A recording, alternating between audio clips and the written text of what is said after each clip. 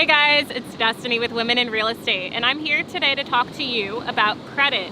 Now, credit is an important aspect of the home buying experience. If you have poor credit, it can definitely influence not only your purchasing power, but things like getting a vehicle, financing a vehicle, or even just renting.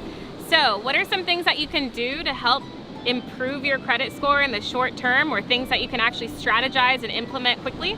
So you can start with, if you know you have a bad credit score, basically pulling a hard pull is going to be your best bet. Now, I know a lot of people don't want to do that if they already have bad credit because they're afraid of a few points being knocked off their score. Here's the thing, if it's already bad, it's not going to get better by you not knowing what's on your actual report. The three major credit bureaus are Experian, TransUnion, and Equifax. Those are the only ones that you need to be focused on. Credit Karma is not going to be helpful for you in this situation. Credit Karma isn't an accurate representation of what your FICO score actually is.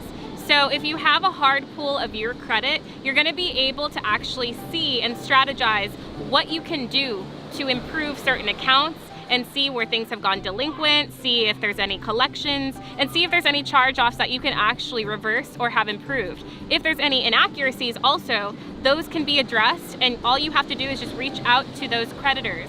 Now also, looking at those credit lines, you're gonna wanna see what your credit utilization ratio is. Meaning, if you're maxing out your credit cards, your credit score is going to be extremely low in conjunction with that.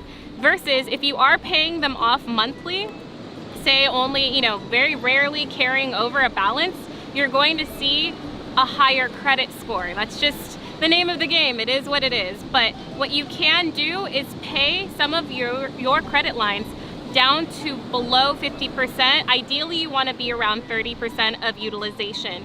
Basically, lenders are going to look at that and see that you're paying it off consistently, see that you're not completely maxing out cards, and they're going to really be more willing to give you the ability to finance.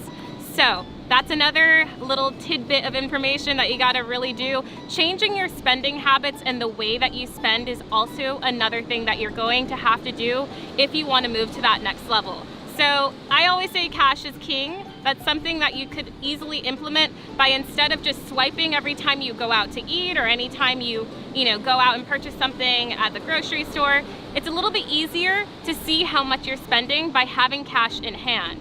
So actually digging into your wallet, seeing how much cash you have, and budgeting yourself for the week and seeing how much you spend. A budget is a really great thing to create. You can actually see all the money that needs to go out versus what you're bringing in, and then actually seeing and feeling the money rather than having the dissociation that most people have when they just swipe a card and forget about it and then don't deal with it until the bank statement comes. So that's a few suggestions that I have for you.